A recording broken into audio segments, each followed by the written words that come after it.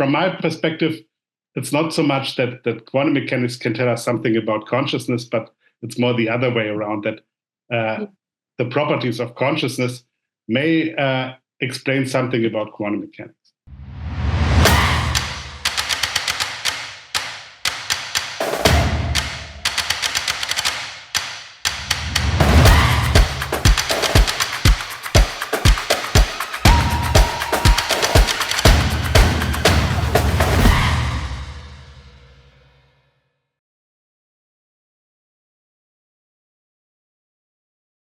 Hello, everyone, and welcome to the fourth and final installment of our speaker series, The New Discourse on Oneness, sponsored by the Institute for Public Knowledge at New York University, the Rock Ethics Institute at Penn State University, and the Center on Modernity and Transition.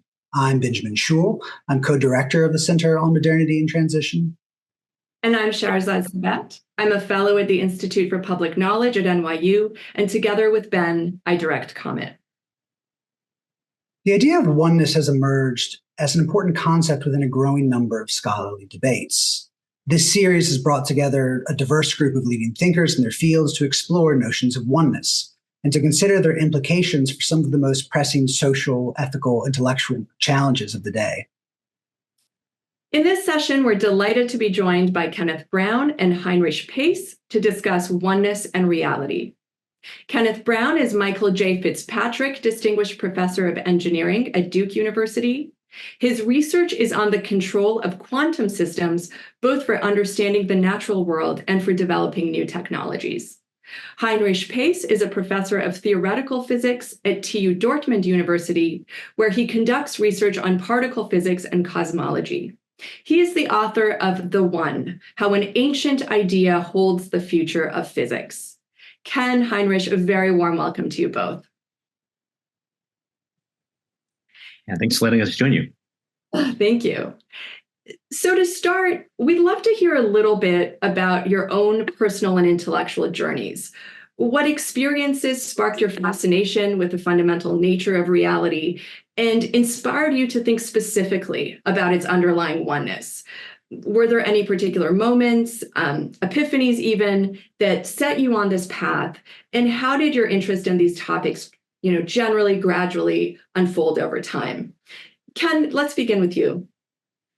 Yeah, so my interest in the natural world started kind of early. I've always been interested in how the world works. And I was very fortunate to have a biology teacher who was very interested in how the chemical nature of the world works. And my kind of set up my intellectual path that way. All of my degrees are actually in chemistry. But as you get further down into the chemistry, you realize that all of chemistry is controlled by quantum mechanics. And then, as I'm sure we'll talk about more later, quantum mechanics has some interesting features that, like, everything acts like a particle and everything acts like a wave. And there's some correlations between objects which are challenging to explain. And then in that point in my kind of undergraduate career, start of my graduate career, you realize there's a big gap between the world that we see of persistent objects that act like particles and these sort of things, and the underlying quantum structure. And so I've always been very interested in where does the, quote, classical world come from, and how does it emerge? And that's the thing which has pushed me towards this kind of question of oneness. Well, thank you. I'm sure we'll delve a lot more into all of those themes. Heinrich, what about you? Yeah, it's maybe not so different. I mean, I grew up in a non-religious family. I was always very skeptical of everything too esoteric. And at the same time, I had this strong love for nature, this interest how nature worked, and a deep fascination of the absolute, of infinities and mathematics and these things. And then at some point, when I was still in school, some friends had these kids' magazines about science, and they came up with some rumors about relativity and cosmology and quantum physics. And this was really exciting. I mean, this changed everything. what we experience in our daily lives. So yeah, I got excited about it. I went into physics, and then at some point, well, I learned about quantum mechanics, of course, but there was always the question how to interpret quantum mechanics, and there are different ways to interpret it. And then at some point, I started to have email discussions with Dieter C., who is one of the pioneers of quantum mechanics, who discovered this very important process of decoherence. And I realized that this process can be crucial in understanding how a fundamental quantum universe looks for us,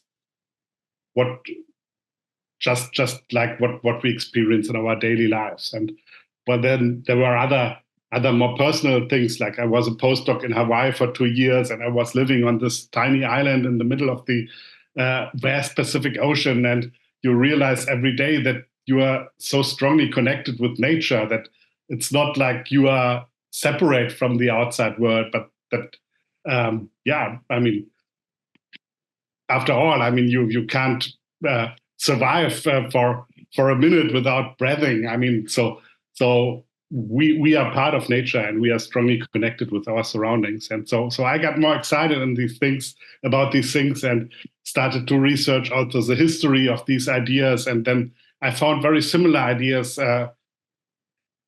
in the thoughts and books of people over a very long time scale, from ancient antiquity up to today. And so yeah, I'm still fascinated about it. So, Heinrich, we'll dive right into your book, The One. And one of the really interesting claims you make in this book is that contemporary physics is in a state of crisis, and that a notion of the one, or oneness, may hold the key to resolving this crisis. So could you unpack this claim for us? What is the nature of the crisis you see facing contemporary physics, and why is this idea of oneness so crucial to its resolution? Yeah, I mean, first I have to say, I mean, physics works very well. I mean, most things which are constructed or developed using physics work very well. So also our fundamental theories of physics, like the standard model of elementary particles, or the cosmological standard model, they work very well. But there are some stubborn problems, and over the past years, they didn't become better, but they became more severe somehow. I mean, these are related to a phenomenon we call fine-tuning in fundamental physics, that certain things are look very unlikely. For example, a few years ago, the Higgs particle was discovered. The Higgs particle is the particle corresponding to a quantum field which gives masses to the other particles we know. And the mass of the Higgs particle itself, if we naively calculate it using our best theories in physics, we would expect it to be much, much higher, like 17 orders of magnitude, one with 17 zeros behind it, larger than it actually is. Even worse is the amount of the dark energy density. The dark energy is some energy in the universe which drives the expansion of the universe and makes it faster and faster. It accelerates the expansion of the universe. And we also can estimate what we would expect for this energy density. And there we are even off by 120 orders of magnitude. So one was 120 zeros behind. So there are some things we obviously don't understand. And then there's a problem of quantum gravity. I mean, we know that the normal forces we encounter in nature, electromagnetic force, or the force which keeps the neutrons and protons in the atomic nuclei together, they are described by quantum theories. But so far, we haven't found a quantum theory for gravity. And so the theories people developed over the past years, to me, they appear increasingly arbitrary. So, for example, a prominent candidate for a theory of quantum gravity is string theory, but string theory has a vast number of solutions. So there was a number of 10 to the 500, or a 10 with 500 zeros behind it flowing around. So, and we don't know which of these solutions is actually describing our universe. So on a different scale, also theories in particle physics, which try to improve the standard model to address the questions which are still there. So there are many of them, and it's hard to say, well, which is the right direction. And at this point, I think it makes sense to take a step back and to think about the foundations, the basis of all these theories. And the basis of all these theories is quantum mechanics. And there's still an argument about how to properly understand quantum mechanics. And so I thought, well, maybe I take back a step and try to find my understanding of quantum mechanics and try to work with that. And maybe this could get us new ideas to approach these fundamental problems. So Ken, as an experimental scientist and engineer working in the field of quantum computing, what's your perspective on Heinrich's assessments? Do you see the kind of perplexities and persistent problems in your areas of specialization that Heinrich describes? If so, do you think this notion of oneness, which we'll begin to explore more, holds some possibility for providing us with insights that could potentially help us step beyond and resolve these dilemmas? Yeah, well, I think it is interesting in physics, there's kind of a separation between people interested in, say, cosmology and particle physics, and people interested in the physics of materials and the use of physics to develop technology. And so I will say some of us on that side, the materials technology side, physics feels far from a crisis. There's tons of new stuff happening all the time. There's all kinds of cool things happening. But Heinrich's discussion of these crisis items, I really think I recommend for all the viewers, if you've not seen this movie called Particle Fever, which is about the discovery of the Higgs boson. It's a great movie. You get to see the scientists' characters doing their pieces. But one thing that this question of this vacuum energy, dark energy, one solution to the difference between what we see, which is off by 150 zeros, is something called supersymmetry. And particle physicists, so supersymmetry basically says that for every thing that we know, like electrons, there's a related thing, an s electron, which has a different kind of underlying symmetry.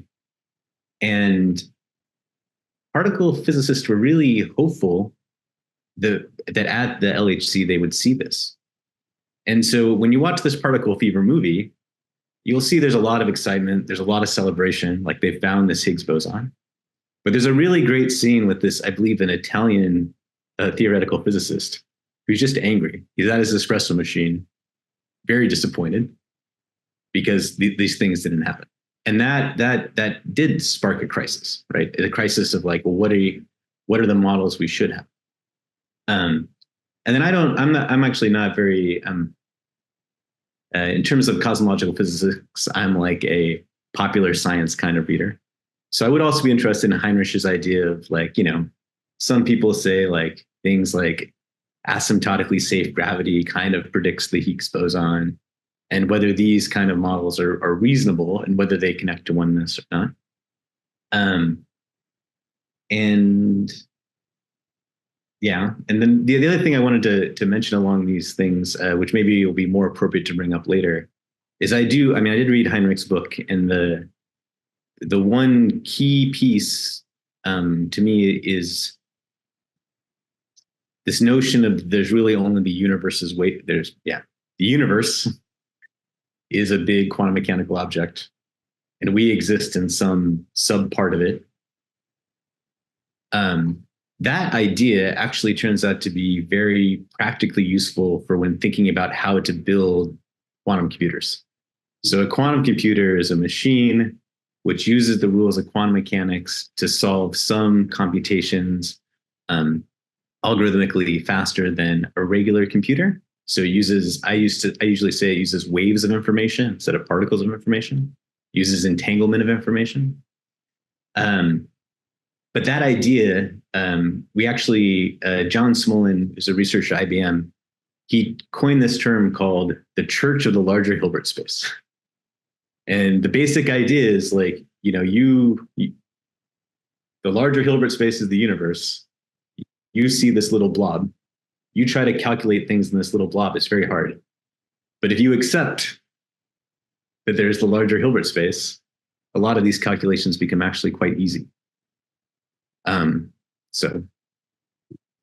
I think that notion of oneness captured in Heinrich's book, actually we use all the time in my field. Heinrich, I see you moving your head. Do you want to respond to that and even elaborate further the notion of the oneness of the universe that you articulate in your book? Yeah, no.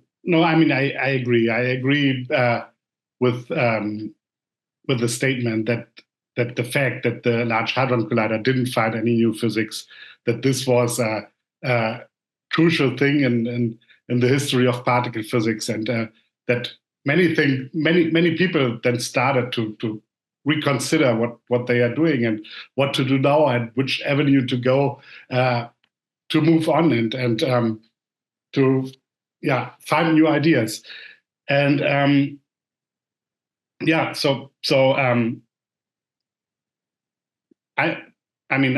think what's important is to really understand quantum mechanics, since quantum mechanics is at the basis of everything we do in physics, or almost everything we do in modern physics at least. And so there are different ways how to view quantum mechanics. There's this more orthodox view, which thinks of a pre-existing classical world, and quantum mechanics is more like a tool we use to get probability statements about how this classical world behaves. And so in this sense, quantum mechanics would not really be a theory about nature, but a theory about knowledge. And to me, this is a little unsatisfying. I mean, I moved into physics since I wanted to understand nature. And then there's this other option, and to say, well, let's take quantum mechanics serious. Let's take these strange objects and the strange behavior we find in our theories serious and accept it as a theory about nature, even if we don't experience these things in our daily lives. Maybe this is some statement about some underlying, more fundamental level of nature. And then there's this very important phenomenon, entanglement, which Ken already mentioned. Entanglement means if we have a system which is made of many subsystems, for example, a quantum system which consists of many particles, then typically, if these particles interact, they will be the individual particles will be totally merged into the whole of the larger quantum system, so that we can't really assign any properties to the individual subsystems anymore, to the constituents, up to the point where it's really hard to say that these subsystems even exist, since there are several different subsystem configurations which could produce the same whole. So, and if we now take the step and say, well, let's apply that not only to tiny things we find in our laboratories, but to the entire universe, then we come pretty soon to this idea that the entire universe is one big quantum system, and that all these constituents, stones, planets, people, whatever, that everything which we usually think the universe consists of, that these do not really exist on the most fundamental level, but that they are some kind of emergent perception of the universe that we experience due to our specific perspective onto the universe. That's fascinating. I think we'll come back to some of these themes, but for the moment, I'll push maybe in a slightly different direction. Heinrich, at the end of the one, you suggest that the crisis in physics reflects a much broader crisis in modern thought and culture.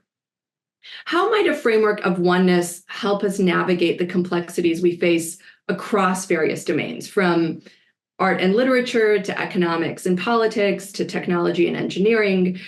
Do you think, for instance, that a deeper appreciation of the oneness of reality could inspire, say, more holistic economic models, or technologies that are better harmonized with nature, or even new forms of artistic and creative expression?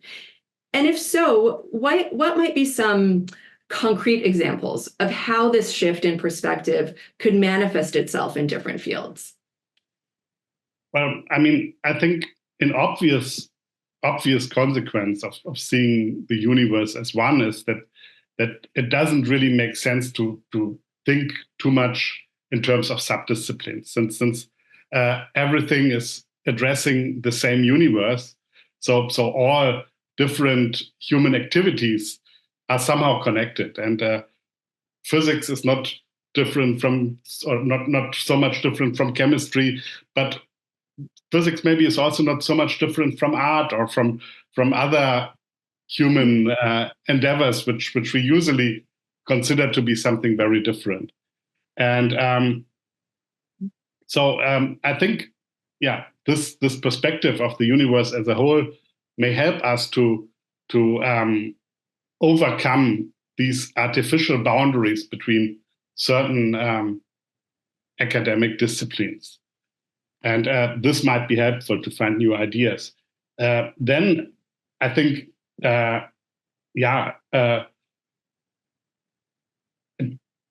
thinking of oneness definitely might trigger creative expression. And I think it had done this already in the history. For example, in the Renaissance period, there was a revival of Platonic ideas, and especially ideas of Plato, which relate to oneness, which are not so explicit in Plato's works, but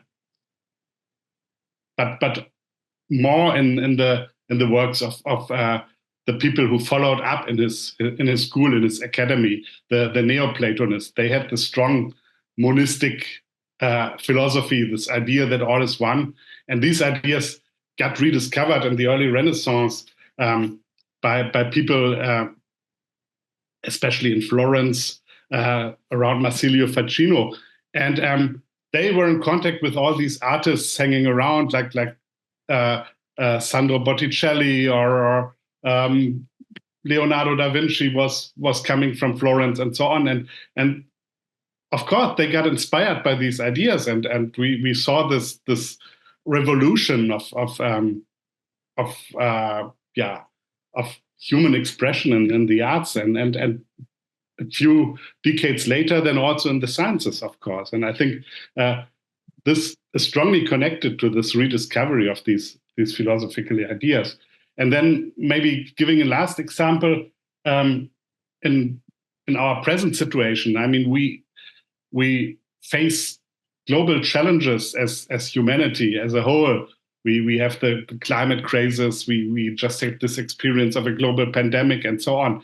So it's really important that we work together across national frontiers. And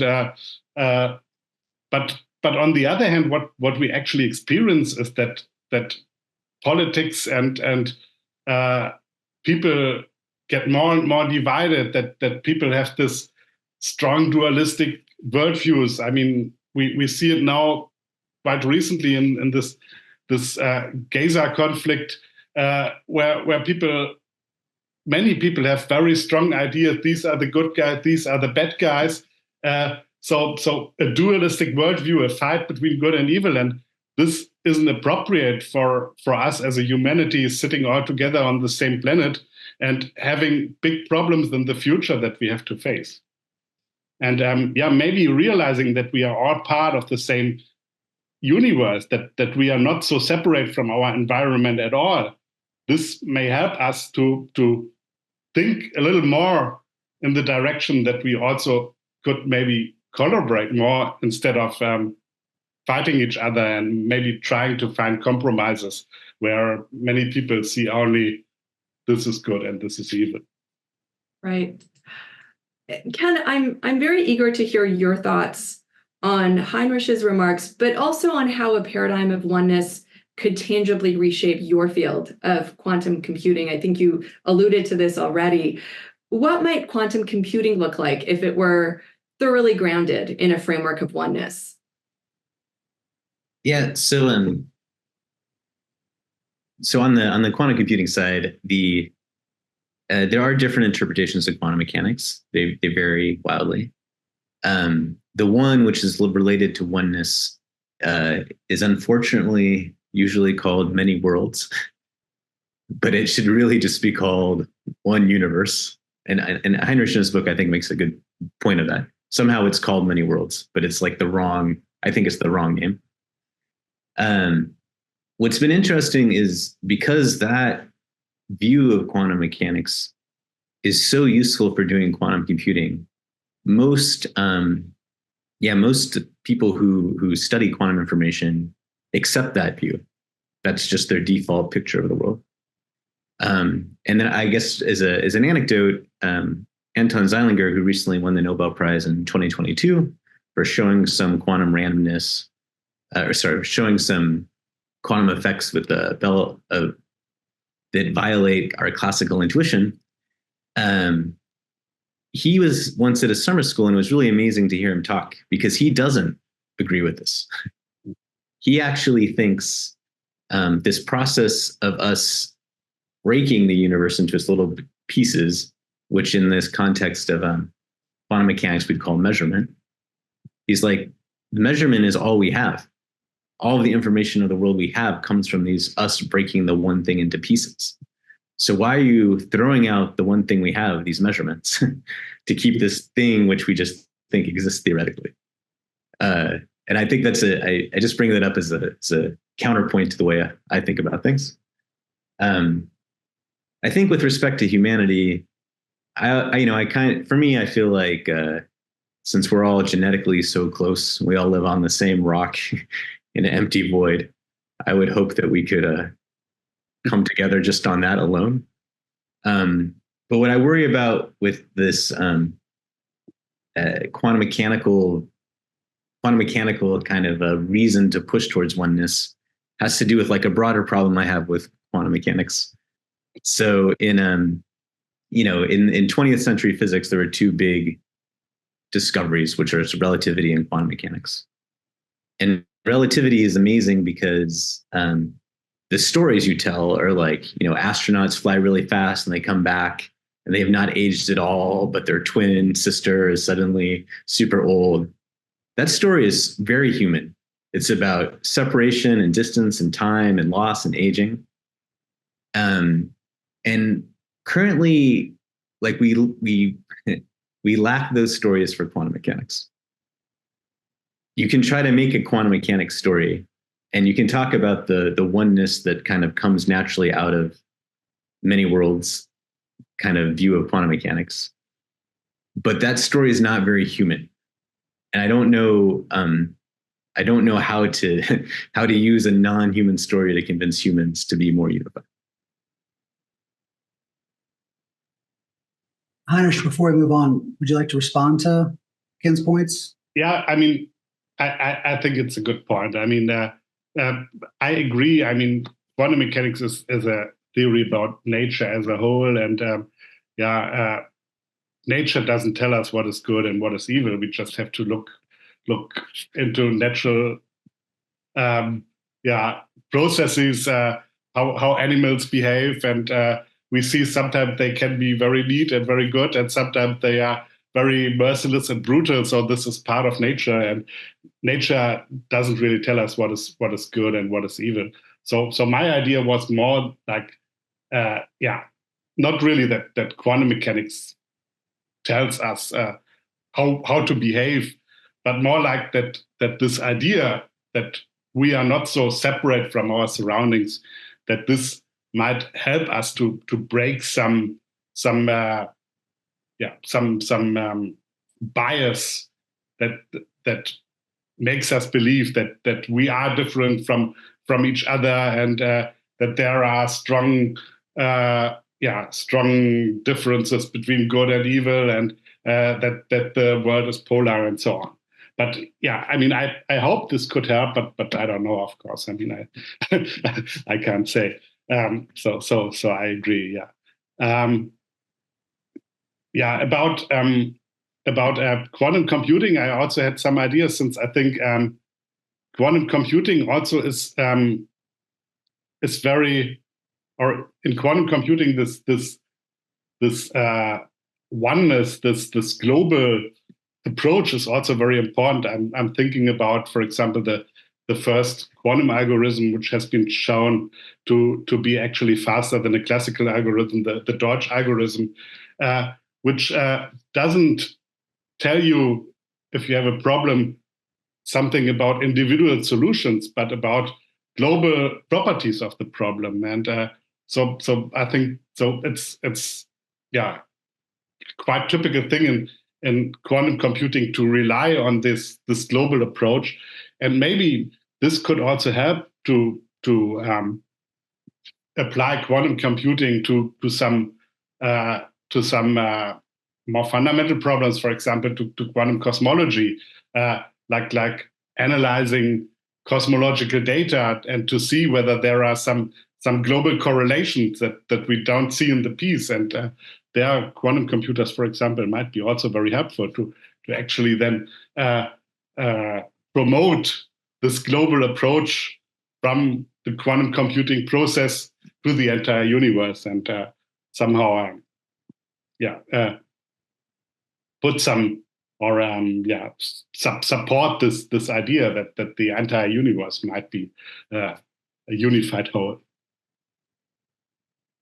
If I can jump in our last event, we were speaking with a literary scholar and rhetoric scholar, Jeremy Ingalls, who was mentioning Thich Nhat Hanh as a person he had found very inspiring, also Gandhi, and this notion of kind of interbeing and oneness that was so essential to their engagement in the world. And it sort of makes me think, Ken, and also in relation to Heinrich's point about a framework of oneness would take us beyond or require us to move beyond a certain sense of disciplinarity.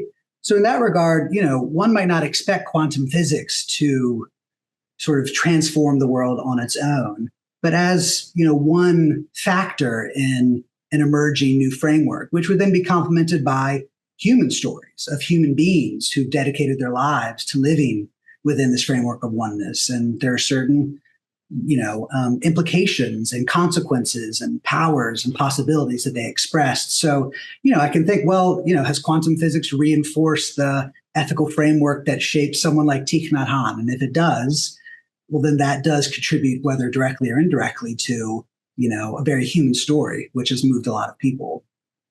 And the consequences of those stories and real people living out that philosophy is also something observable that we can judge the philosophy on, in a sense. Yeah, that's an interesting point.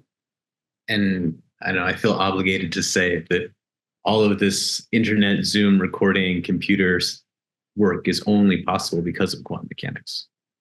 Our whole modern society is based off of quantum technologies already, which is a great human story. And it connects us already. Yes. But it's interesting. I just think this, the capital oneness Heinrich, please, correct me. In Heinrich's book is like very fascinating, because it, to me,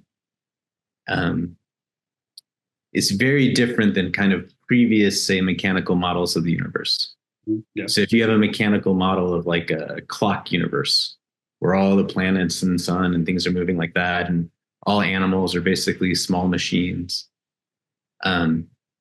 that's a very human thing, because you can think, oh, I know the craftsman down the town, he makes clocks, he sets up these things. And quantum mechanics is not like that, which is why it took us a long time to discover it, and why it's so fascinating for me. Yeah. Well, this actually leads very naturally into the next question, which I'll just pose and we can continue the conversation. So, one of the great perplexities of contemporary theoretical physics, as Heinrich mentioned earlier, is how the underlying unity of reality gives rise to the manifest world of diversely interacting entities. So we'd like to unpack this a bit with both of you, if you could help us do that. So I'll take your phrase you used earlier, Ken. What does it mean to see the universe as one big quantum mechanical object? And here again, for those of us who aren't specialists, how should we imagine this one big quantum mechanical object without presupposing a framework of discrete entities? And that's one of the things I've always felt, however powerful the analogy of entanglement is, it tends to presuppose existing things which are then interacting and entangled. But somehow there's a quantum unity or oneness there first, out of which the discretely entangled entities arise. So from this quantum mechanical object, how does this phenomenon of decoherence, Heinrich, that you mentioned earlier, give rise to the diversity and multiplicity that we encounter in our everyday world and the world of classical physics? Or to put it more broadly, how does the one appear to us to be many? So then we can kind of, dive into a few more implications of this, but I'd love to hear both of your thoughts on this question first. So yeah, Heinrich, we can start with you. Yeah. Well, decoherence is essentially a consequence of our limited knowledge about the universe. So if we want to describe a measurement, then we split the universe up into different pieces, and a part of the universe we call our measurement apparatus or our observer. A part of the universe is the quantum object I want to measure, and then there's the rest of the universe, which we call the environment. And since we don't have all the information about the entire universe, we don't have all the information about the environment. So what we have to do is to kind of average out about the state of the environment, since we don't know it exactly. And so if we do that, then what we find out is so what has happened when we perform a measurement, then the observer or the measurement device interacts with the quantum system it measures, so they get entangled, and at the same time, the observer and the measurement device, they are big things compared to typically a quantum mechanical particle. So they are in interaction with the rest of the universe. So everything is entangled, but we don't know the state of the environment, so we average over that. And this then leads to an apparent split between the different possibilities. For example, in quantum mechanics, we have this curious thing that a particle can be in different positions at the same time.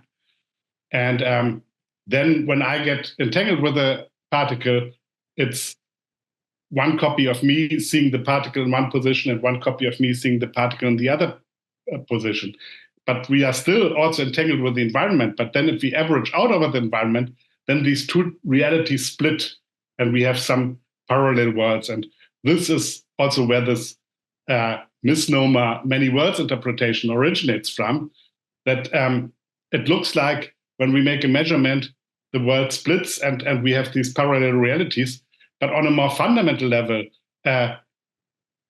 still there's only one quantum universe, and it is all entangled and it's all one, but only from our perspective, combined with our limited knowledge about the environment, it looks like that we see one measurement result in one parallel universe and according to our equations, then there would be also these other measurement results in other parallel universes. So this explains a lot about the measurement process, but it doesn't explain everything. So I can continue on that, but maybe I stop right now so it doesn't get too long. Ken, we'd love to hear anything you want to add or probe deeper into. Well, I think the decoherence is very, it's a great way to explain kind of the emergence of the regular, which I call classical world, from an underlying quantum world. I think the other thing which is sometimes lost is that it seems very subjective in that you were measuring these different things. But this whole universe picture actually also explains our common reality.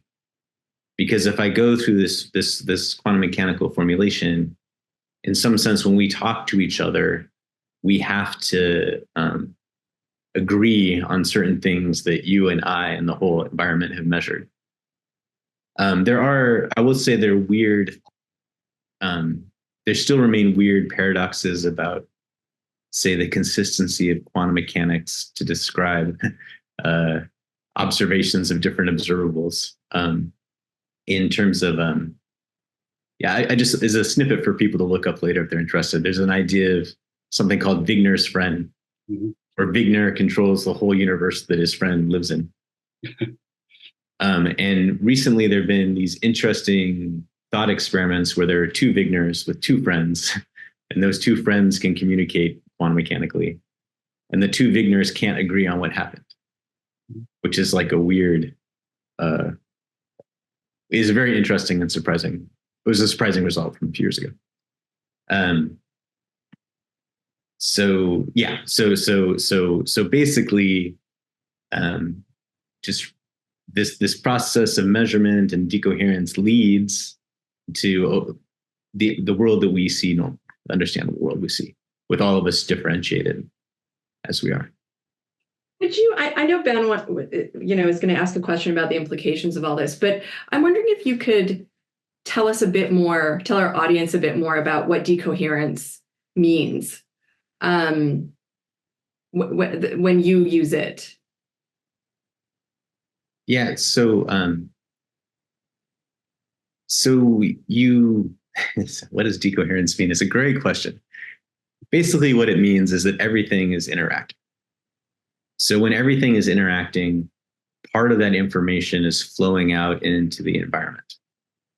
And as that information flows out into the environment, your certainty about the part that you can watch decreases. It decreases more and more and more. It's stronger than that in this quantum sense, but there's a kind of funny classical game where you could say, let's assume that there's only classical mechanics and there's only gravity, and I have a thermos full of air, and I've written down where every air particle is, and they're flying around. But I can't turn off gravity. So if somebody, unbeknownst to me, moves like a rock on Mars a foot, how long before you have no idea where those objects are, based on your idea, right? And so quantum mechanics is kind of more severe than that, because some of these correlations in the big quantum state are very fragile, and just a little bit of leakage of information to the environment makes them decohere. But please ask a follow-up question. Well, Heinrich, did you want to add to that?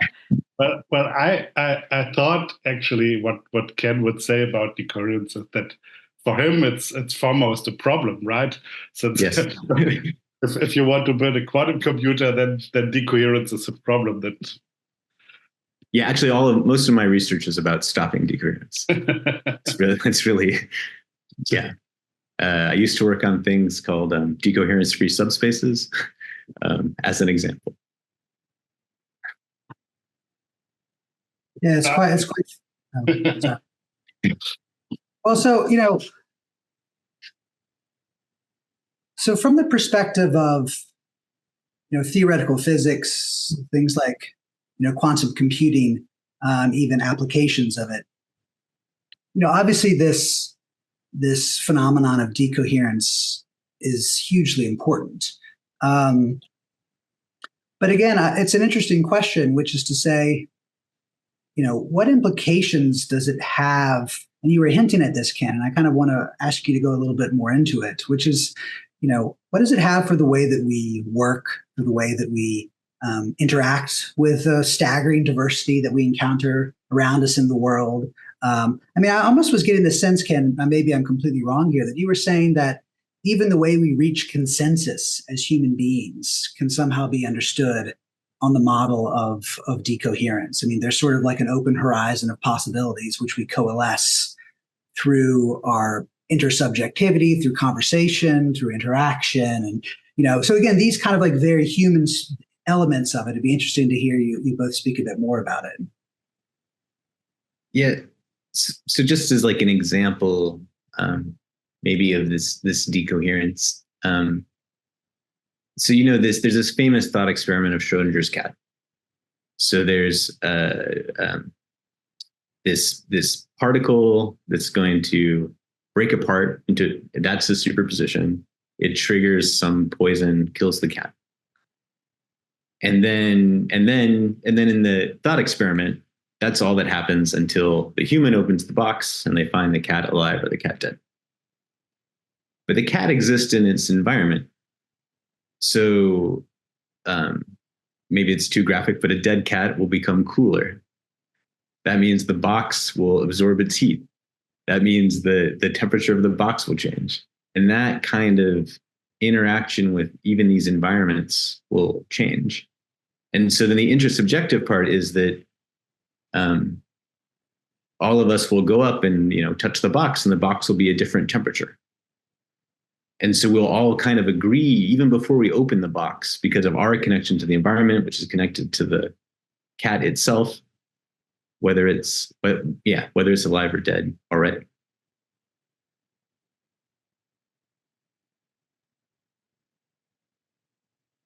Heinrich, do you want to add anything? I think, put it short, decoherence is the reason why things have definite properties. Assume that we think that quantum mechanics fundamentally really describes nature, right? Then decoherence is the reason why we can say this object is in this position, or this cat is alive, or this cat is dead. This is due to decoherence, since decoherence singles out by splitting them apart, these different realities, singles out the reality in which we live. And so this is the reality which we share and which we can agree on. But and then, go on. Yeah. Well, because I'm very interested in like how can we turn how do we turn these things into human stories? Say, mm-hmm. The funny thing is the reverse of decoherence. If you could reverse it somehow, mm-hmm. You can basically also show that it would remove our memories. So if as humans we experience this thing, and then there was some Wigner who like flipped the switch on quantum mechanics and made it go backwards, you couldn't recall it. If we could recall it, it's like a humanized version of something called a quantum erasure. Mm. If we agreed on some measurement, there's can be some kind of erasure process, but then we as humans would not experience it. But the other way around, we could remember, right? If we would experience ourselves in a superposition and then experience decoherence, then we could remember it, right? Yeah, that's right. But then we would be on two separate paths, which people sometimes call, which people do call different worlds. But because of decoherence, we have this consistent history of path. But if our paths could merge back together, it would be like you had amnesia and you'd forgotten what had happened over this last which is also essentially related to second law, to entropy, right? I mean, well, so let me put, I just wanted to push a little bit more. And again, this question of sort of imagination, right? And so for those who wouldn't necessarily have, decades of sort of mathematical remodulations of their mental architecture, what would be sort of some, again, when you think of entanglement, like I think for the average person, you think of particles and entities that are tied together in a way. But what we're talking about is that in fact would be, sort of a glimpse from sort of decoherence back into that sort of fundamental quantum object in a way. So when we're imagining the quantum object as such, like again, for those without the theoretical architecture, maybe just to sort of elaborate a little bit more how you think about it, or how you might suggest others imagine it and understand it.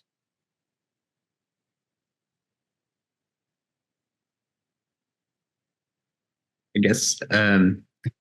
So I do want to say one thing, which is maybe, well, okay. I always say the following thing, which is true, which is quantum mechanics mathematically is based off linear algebra, which most normal people don't know. But in the hierarchy of mathematics is very low, actually. It's just like a couple of classes after calculus. And what's interesting is in that language, these things are actually pretty easy to write down. Like it's easy to write down these things. But the reason why this main reason why like this interpretations of quantum mechanics has been so controversial is that when you put them into words, everything seems pretty crazy. Right. It's like the math is like pretty clean, but in words, things are very different. So so a good example is this, at a quantum level, objects can tunnel, and tunnel doesn't mean they drill a hole. It would be as if you were you're sitting, like I'm on the 4th floor right now. I'm sitting on the floor on my 4th floor, and my chair and I could tunnel through the floor, be on the 3rd floor. There'd be no hole. There'd be nothing broken. It would just be me on the 3rd floor. And then in quantum mechanics, you could actually have that as superposition. So there's me on the 3rd floor and me on the 4th floor. But then decoherence forces me to be on one floor or the other. And and it's because of entanglement, actually. So entangled particles, the way I think about decoherence is entanglement generates interesting quantum states, but entanglement with things you don't want to be entangled with are the thing which leads to decoherence. So it's your relation. It's decoherence is basically due to all of the relations that are being generated all the time. So all of our interactions with everyone. That's quite interesting. Yeah. Heinrich, do you agree with that description, or did you?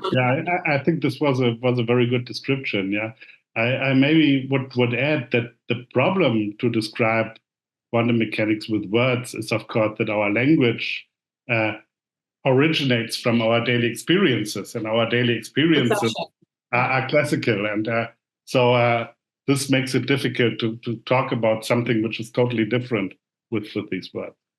Right. Yeah. Well, maybe we can move along to a topic that I think we've touched on. Heinrich, you draw very intriguing parallels between the findings of contemporary physics and the ancient philosophical notion of the one. But in addition to the points you draw out from ancient philosophy, it's worth noting that the one was historically understood to encompass a great chain of being that interlinked the divine, the human soul, and all the other creatures and phenomena of the world with their different capacities through a process of creative emergence.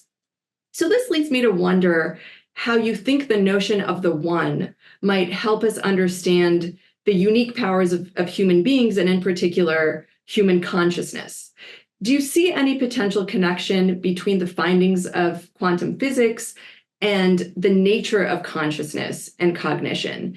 And does the ancient philosophical notion of the one that you highlight provide insight into the nature of the mind and its place in the larger fabric of reality? Again, something I think we've touched on indirectly, but I'd love to get both of your thoughts on the question explicitly. Heinrich, perhaps we could start with you. Well, it's a hard question, since I'm not an expert on consciousness. I'm no neuroscientist or psychologist or something like that.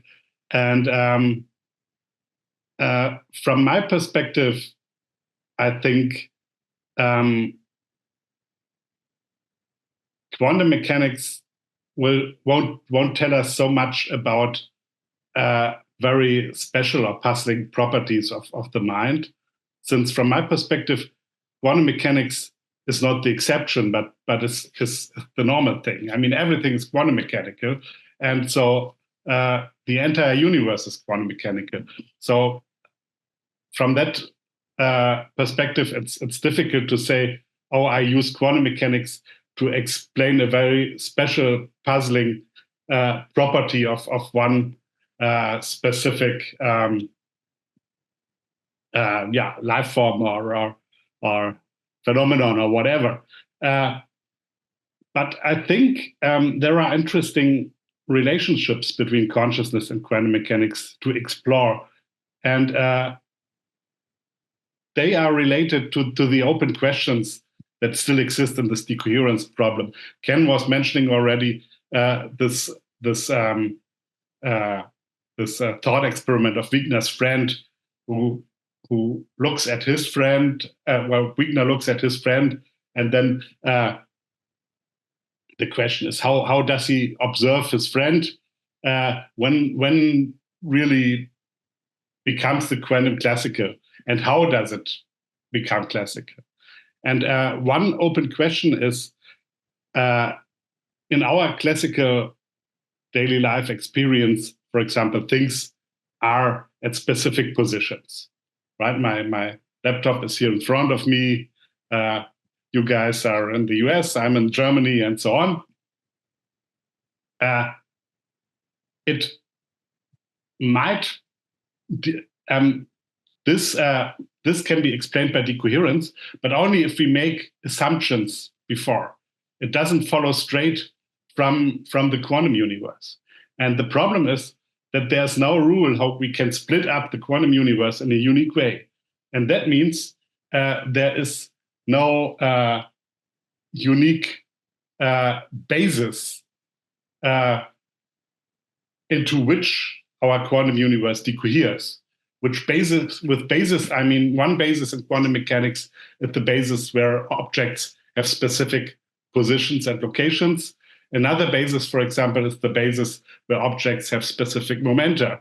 And both bases are equally fine from the viewpoint of quantum mechanics and the viewpoint of the quantum universe. And so nothing from the viewpoint of the quantum universe tells us that decoherence should end up in a classical reality where things exist at specific positions or locations.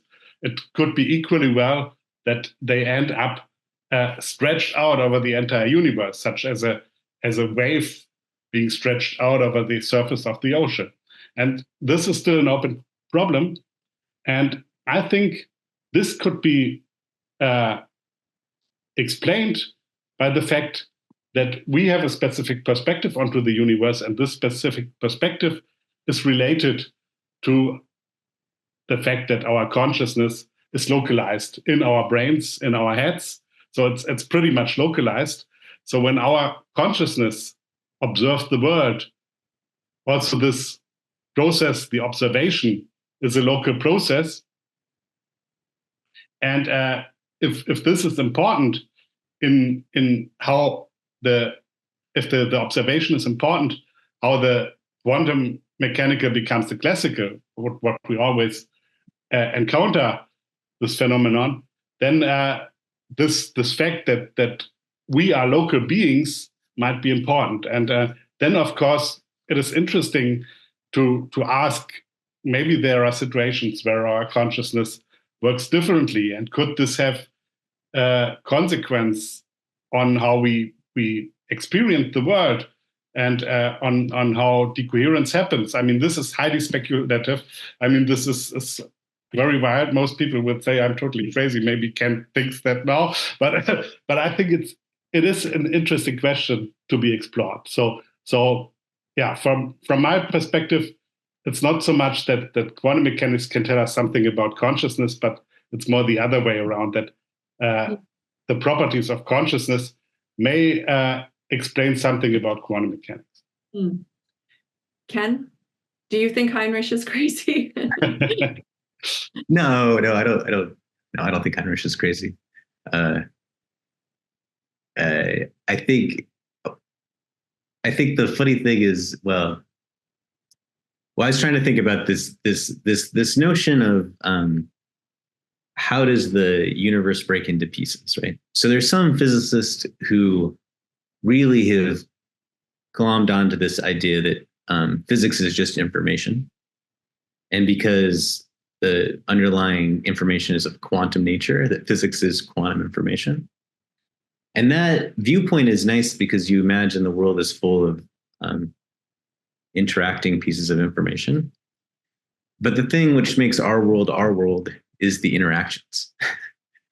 And those interactions are something that helps us understand which way things decohere. There's like and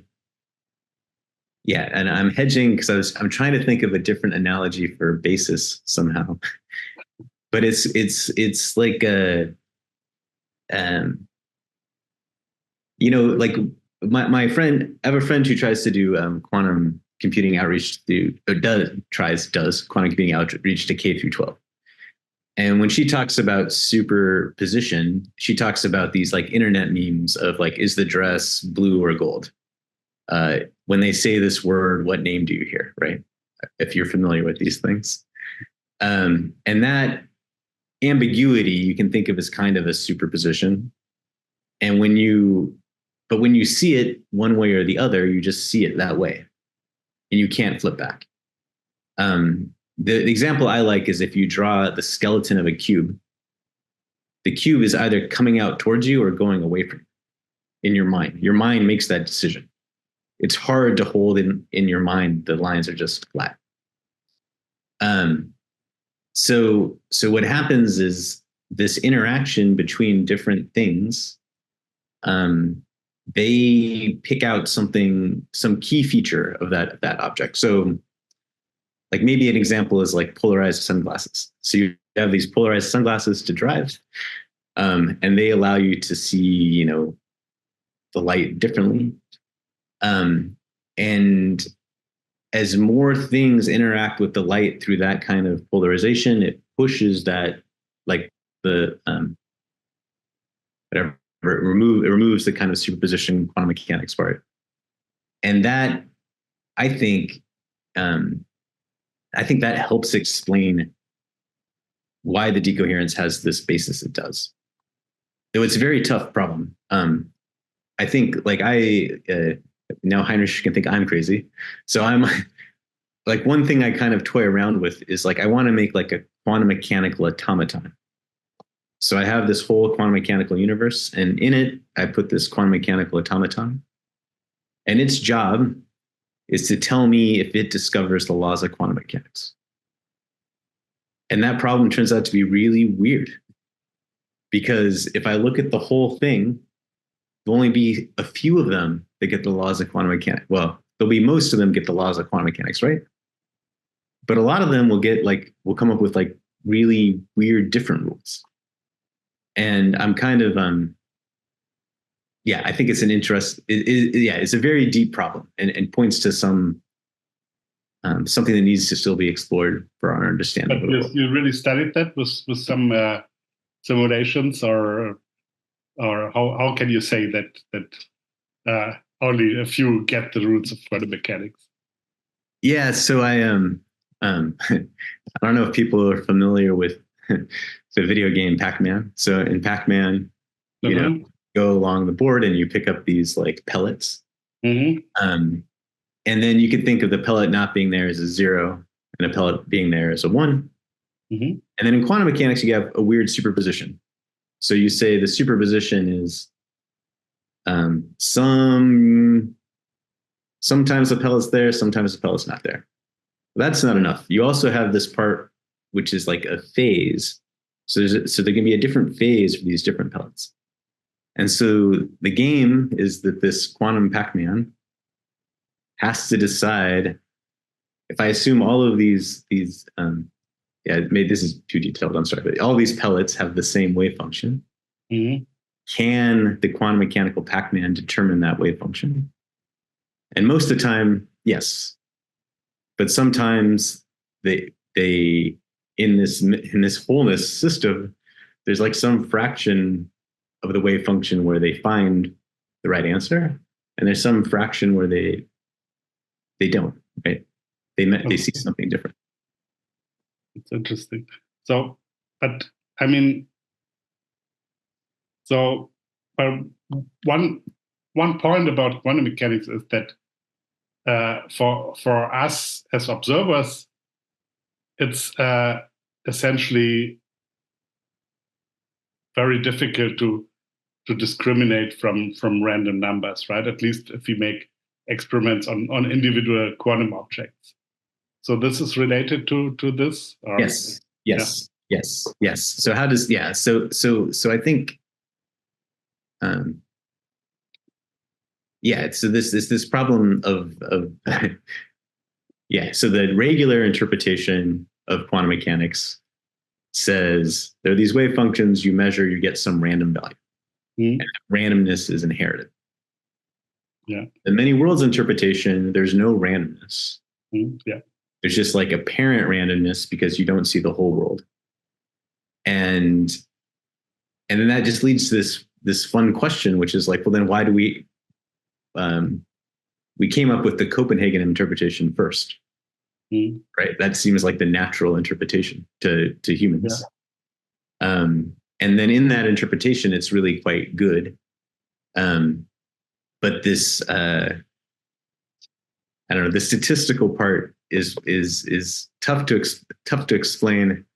And actually many quantum mechanics paradoxes actually just come from the statistics, right? The statistical reasoning is challenging. So we're actually doing fairly well on time. I wanted to have a quick follow-up on a point that Heinrich raised and actually posed the question to Ken.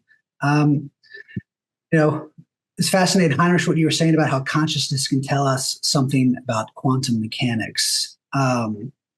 Because quantum mechanics is the rule, and in that regard, consciousness is the aberration from what we see. And Ken, you were also describing your work as, in many ways, learning how to prevent decoherence. So again, from a not particularly informed standpoint, from what I understand of quantum mechanics, the subjective experience of basically living in a realm of possibility and of contemplating possibilities and of having that doesn't constantly sort of coalesce out of this open horizon of sort of bubbling possibility. Is there some way in which that the work of quantum computing and learning about what it means to prevent decoherence in a localized setting within this entity of a computer can shed light in a new way on consciousness, quantum mechanics, the connections between them? Well, so I think the thing that it's already kind of helped shed light on is people, like originally people weren't sure if like decoherence, people are still not sure whether decoherence or the emergence of the classical world is like a fundamental law, or is it like due to a loss of information? And one way to test that is to try to make more and more complicated quantum devices. I think it's important to point out that when the foundations of quantum mechanics were written down, our ability to do experiments and manipulate quantum objects was very poor, incredibly poor. And as we've become better at doing it through the invention of the laser, through better control of RFs, actually, whenever you go to the doctor and get an MRI, for example, that's like a huge quantum mechanics experiment where they read out the quantum state of all of the hydrogens inside of you. It's kind of amazing. But then they still look at each of the hydrogens kind of by themselves. And when you think about putting them together into a massively entangled state, which is what the goal of a quantum computer is, the big goal of a quantum computer is I just want to make that entangled state bigger and bigger and bigger and bigger. We see technical challenges. We see a lot of technical noise, but we don't yet see any breakdown. Like you could imagine a different world, whereas once the kind of amount of entanglement or amount of superposition gets too big, it would collapse. But we don't see it. And so then on the consciousness side, I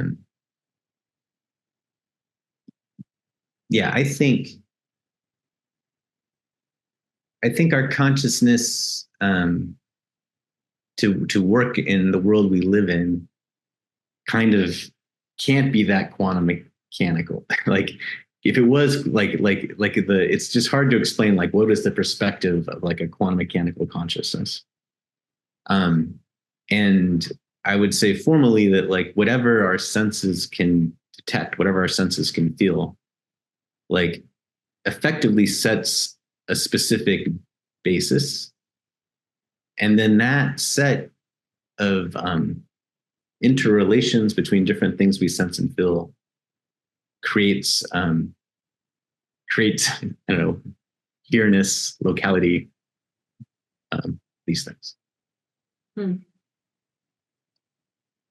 Heinrich, did you want to respond? Yeah, I agree. I have a very similar picture in mind. I mean, and maybe even more what's created. I mean, there are these new ideas of people studying quantum gravity that space and time are not really something fundamental, but they are also emergent from a fundamental quantum description, and then even space and time are created in this process. So it's very interesting, and so I also think, I mean, a very typical thing about our consciousness is that we have a sense of self, and that we know the self has certain properties, otherwise it wouldn't be a self. And so it can't be too quantum mechanical. I mean, also we know that decoherence is very efficient, of course, and we know our brain is a hot, wet place, and decoherence might happen very fast. But on the other hand, of course, there's this problem about the basis, and it might be that certain subsystems have strong interactions which are actually stronger than the decoherent interaction. And we know that for particles, elementary particles, which are composed of smaller particles, that, for example, if the interaction that's binding the constituents is very strong, then they decohere as a whole. So even in the presence of decoherence, there still might be entanglement on a smaller level.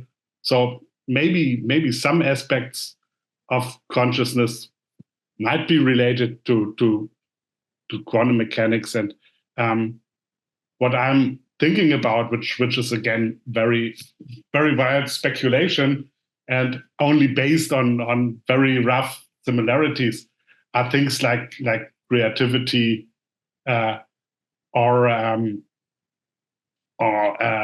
this type of altered states of consciousness that people have under the influence of certain drugs or in some very special mental states, that quantum mechanics might play a role there. But again, this is very speculative, and it's very very hard to explain why decoherence wouldn't destroy such things. Really interesting. I will say, yeah, please go ahead. Just to say, I don't believe the following, but there are people who believe that there are some quantum effects in the brain, which they think they have ideas of certain molecules that could carry it. They have ideas of certain structures that might have these shifts. But I agree more with the first thing Heinrich said, which is like the brain is this hot, wet place, which is like quantum. That's like both temperature and then wetness, just meaning that many things are interacting with each other. That is exactly a great place for everything to decohere. It's hard to maintain coherence in that space. Yeah, but these people who think about role of quantum mechanics in the brain, but I think you're thinking of Penrose and Hameroff and these people, right? They are usually thinking along the lines your original question was whether quantum mechanics might explain the specific properties of consciousness, that quantum mechanics makes consciousness somehow special. And in my view, when I speculate about these wild ideas, it's more like the non-standard properties of consciousness, the phenomena where consciousness is at the verge of dissolving or of becoming unconscious, where quantum mechanics plays a role. But again, this is crazy speculations. But I think it's an interesting question to look into these things. Really interesting. Well, unfortunately, we are reaching the end of our time. And before we close, we'd love for each of you to recommend a few books or articles that you think listeners interested in further exploring the questions we've raised here today might want to check out. These could be really from any field. Just give us any field, just give us a little sense of why you find them particularly useful or relevant to our conversation today. Ken, maybe we'll start with you. So I want to first recommend two short stories by Ted Chiang. The first one is called The Time of Your Life, which is the basis for the movie Arrival, actually. But in that book, he captures not a quantum mechanical system, but a way of this question of like whole oneness in time, basically. The other one by the same author is called Anxiety is the Dizziness of Freedom. And in that book, they break quantum mechanics a little bit, but they're basically these special objects which allow you to talk to the other branch of the wave function. And I like that book because it does kind of ask the question of like, what does it mean? What does it mean to think that there are other parts of the wave function happening and you're not there, and how can you connect back and forth to them? And then just for like a fun popular science quantum computing book, if you're interested in quantum computing, I'd recommend both the books by Jonathan Dowling, which are about his personal experience being involved in early quantum computing and then quantum networks. Great, thank you. Heinrich?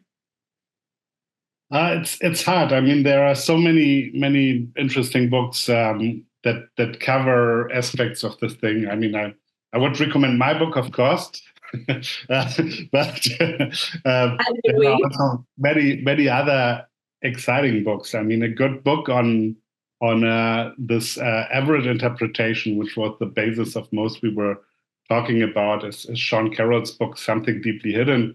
I think Sean Carroll is a great popularizer, and also beyond the popular level, a great teacher of complicated physics concepts. And he really gives very clear, very intuitive, and still correct explanations of all this complicated stuff.